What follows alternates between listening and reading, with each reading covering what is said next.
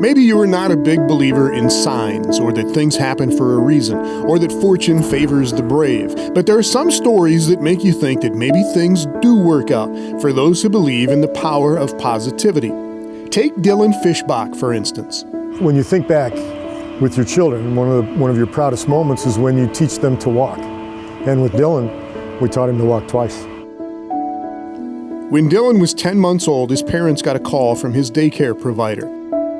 She said Dylan wasn't moving, and when she would touch his leg, he would start crying. And I went, he fell off the bed.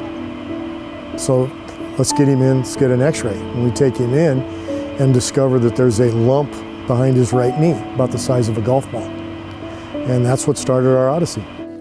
Dylan had a rare type of soft tissue cancer, but chemotherapy shrunk the tumor and doctors removed it. And we thought we had cancer beat. And then at the age of 2, follow-up MRI showed that the cancer had returned. And this time the cancer was tougher than the treatment, and the family had to make an agonizing choice. And so then the decision was made that we were going to have to amputate his leg. Kind of a crazy story. I remember we're back, the surgery's done. My wife Kelly, she was a rock through this. She'd fallen asleep. Dylan was still kind of under the throes of anesthesia, so he's asleep. So I'm standing on one leg, trying to see if it'd be better to be a right-hander or a left-hander. It's one of the weird things you do. How are we going to keep him normal? You know, how are we going to make sure that he can do all of the things that he would want to do in his life? And knowing that we were a family of athletes and people who work in athletics, figured that we should find something that way.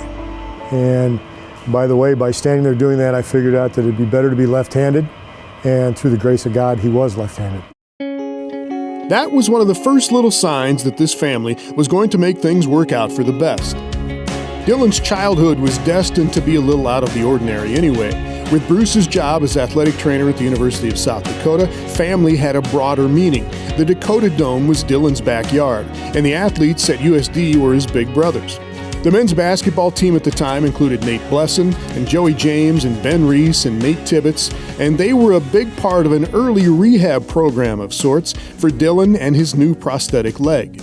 To learn to walk, they would force me to kind of walk to the other end to be able to shoot again, and so that was kind of their way to entice me and get me to walk to the other end of the floor, and then that was kind of how they taught me to walk again, was just going back and forth doing that stuff for hours on end. So, and it was unbelievable. They would take guys that age too at that time in their life would take that kind of time and spend that kind of energy on just a kid like me going through something like that was pretty special for me.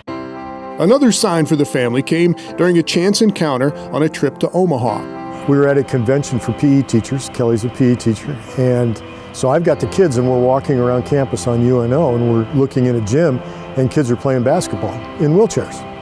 And Dylan with his prosthetic limb, all of a sudden this guy comes wheeling up in a chair and he says, "Hey kid, you ever played wheelchair basketball?" And Dylan says, "No." "Want to try?" "Sure." Put him in a chair. 45 minutes later, coach comes up and goes, "He needs to play with us all the time." And we're like, "Yeah, we're 2 hours away. That's kind of a long trip." But this was back in the time when UNO had football and we're going to go there to play a game. I said, why don't we go down early, see how he does. So through the family in the van, off we go. He plays basketball for 2 hours in practice, and then every Saturday after that, one of us, Kelly or I, took him to Omaha for wheelchair basketball practice.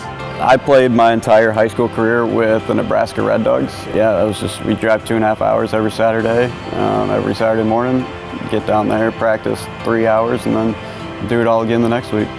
So they had found that way for Dylan to do what he wanted to do.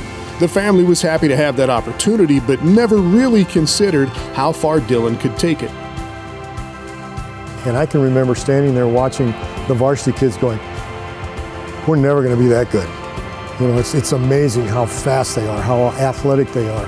And he just kept growing and growing in the sport, and yeah. Makes you proud. Well, I mean, if you'd asked me which one of my children is going to go to college on an athletic scholarship, I don't think I'd have picked Dylan, the kid with one leg.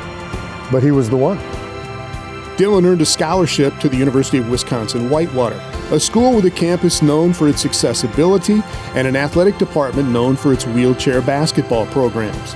Dylan played for his coach and mentor Jeremy Lottie, and the Warhawks won 3 straight national championships. And that success earned Dylan his first pro gig with a team in Germany called the Thuringia Bulls. Wir haben jetzt Dylan Fischbach auf dem Court. There's a couple of ex-players from our school that saw me have a pretty good national tournament my last year, and so they made a call to the coach and showed him the footage from those games, and then the rest is history. They signed me about 2 days after that national tournament. Right now he is in his second season in Germany. And Dylan is also on the verge of breaking through with the United States men's national team. He was an alternate on the U.S. squad that just played in the World Championships in November. They went with a lineup that included more size than shooting, and that is Dylan's specialty. Absolutely. When you start factoring in all of the dynamics that go on, if you're an able-bodied player, you basically come to a stop, elevate, and shoot. They're rolling, okay? So they continue to move at the same time they're shooting. So they've added that element, and it's amazing. Dylan is a big fan of Steph Curry, but he says his biggest influence is actually another former USD Coyote. I always talked about Josh Mueller. I watched him growing up a ton and just kind of fell in love with how he played the game and the way he did things, and so I always wanted to be just the way he was, and so that's kind of how I always modeled myself and modeled my game was after Josh. So with the support of his hometown and its college and his big basketball family, Dylan has done what he can with what he's got wherever he has been. He jokes about being 5'2" and how his life and his basketball prospects would be very different had he not been through what he has been through, and that his misfortune has just taken him down a different road.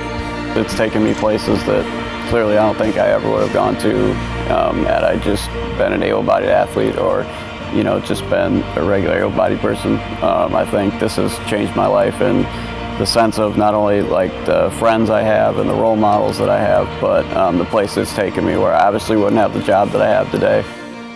It's changed my life completely, and I couldn't be more thankful for it, really.